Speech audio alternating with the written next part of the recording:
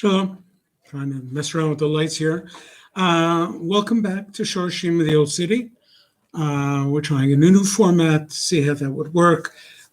Please bear with me. I hope you hear me well. We'll check all that out. But I want to focus on this week's Torah portion.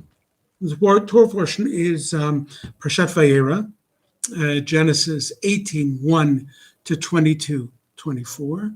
And I want to focus on, perhaps the title should be The Building Blocks of Divine Revelation. What do we do? What do we need to do in order to ensure that somehow we see a revealed experience, some experience of Hashem's presence? And I believe that this week's Torah portion truly gives us a clue as to what are the building blocks of divine revelation. So let's focus again. Genesis 18:1, 22-24, that's the Torah portion of Vayeira.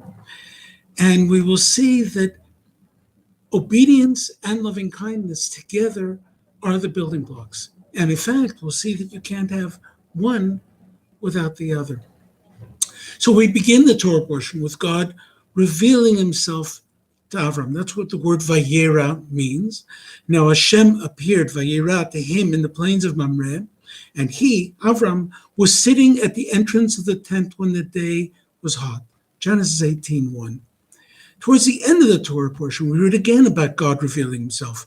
Now, Avram named that place, Mount Moriah, Hashem will see, Yir'eh, as it is said to this day on the mountain, Hashem will be seen, Yir'eh, he will be seen.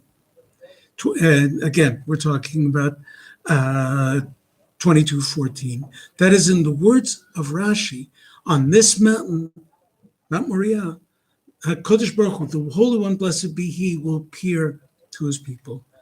Two themes wind their way throughout the Torah portion, and their interplay, how they play themselves together, form the fabric and actually the basis for divine revelation. On the verse, Rashi explains that Hashem appeared to him to visit the sick, so to speak, to do Bikur Cholim in Hebrew it's called, because it was the third day after his circumcision. That circumcision occurred in response to Hashem's commandment in Genesis 17:10. This is my covenant, my brit, which you shall observe between me and between you and between your seed after you, that every male among you being circumcised. And Avram, in an act of obedience and awe, accepted upon himself the act of circumcision. And Hashem, according to the Ramban, responds to that obedience with this visit. But we also note that something else is going on. The verse, for some reason, tells us he was sitting at the entrance of the tent when the day was hot. That's not where you want to sit when the day is hot. And why are we told it even? Rashi explains that he was sitting there even in the midst of the heat of the day to see if there were any passerbys that walked by. Anybody he could invite in to give sustenance, to give water, to give teaching. He could not allow the opportunity of showing some loving kindness to any passerby, even in the midst of the 3 days of the painful experience of this brit, of the circumcision. He was involved in an act of chesed, of loving kindness. As a result of both the obedience and the loving kindness, Hashem appears. And he appears to him as an act of chesed. The Baal Shem Tov explains, there's a verse in Psalms, that Hashem is your protection, the Lord is your protection, Hashem is your shadow to your right, Silcha liminecha. What does that mean, your shadow? What it means is that Hashem becomes our shadow in this world. Just as a shadow mirrors every action we take, every time we raise our hand, every time we take a step forward, that's how Hashem's relationship becomes with us. He becomes a mirror of how we act in this world. Our ways below arouse and elicit Hashem's response from above. When we act in loving kindness, he responds with loving kindness. When we act in judgment and anger, he responds that way as well. So we read the following. Even in the end of our Torah portion, we read of the test of the binding of Yitzchak, where Avram is told to put aside everything that he knows, take everything that he thought he knew, even all the promises he received, and to take his son and bring him as an offering on one of the mountains, of which I shall show you, or I shall tell you. This, interesting enough, was not a commandment.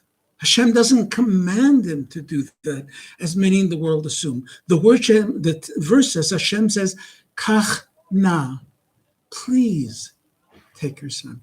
It was a request. It was Hashem turning to his friend. He calls him his friend. Avram says, please take your son and bring him as an offering. And as a result, we read that Avram rose early in the morning. It doesn't say Avram couldn't sleep at night. He probably didn't. And that he procrastinated and waited. Hashem, and the verse says, Avram rose early in the morning. He saddled his donkey. He took his 2 young men with him and Yitzchak, Isaac, his son. And he split wood for burnt offering. And he rose and went to the place which Hashem, or God, had told him. Avram responded out of love as well as out of obedience. It wasn't Hashem commanding him. It was Hashem asking him, and out of his love for Hashem, he needed to act. So Hashem, at that crucial moment, stops him at the crucial moment of the offering. He says, for now I know that you are a God-fearing man. Hashem did not need, he didn't want the sacrifice of Avram's son. As we know, Hashem abhors human sacrifice. He says in Deuteronomy 12:31, for every abominable thing, he talks about the nations who lived in that land, for every abominable thing that Hashem hates, they have done for their gods. For they even burn their sons and their daughters in the fire to their gods. What Hashem wanted was the offering of Avram's heart. Obedience and loving kindness become the building blocks of divine revelation. It is through our father Avram that we begin to understand the meaning between Hashem's dramatic declaration in Dvarim and Deuteronomy. He says in Deuteronomy 10:12, and now Israel, what does Hashem your God ask of you? He doesn't even command, what does Hashem ask of you? But to fear Hashem and walk in all his ways, and to love him and serve Hashem your God. To walk in all his ways is chesed. To love him and serve him your God is obedience. And with all your heart and all your soul, that's the passion of loving kindness.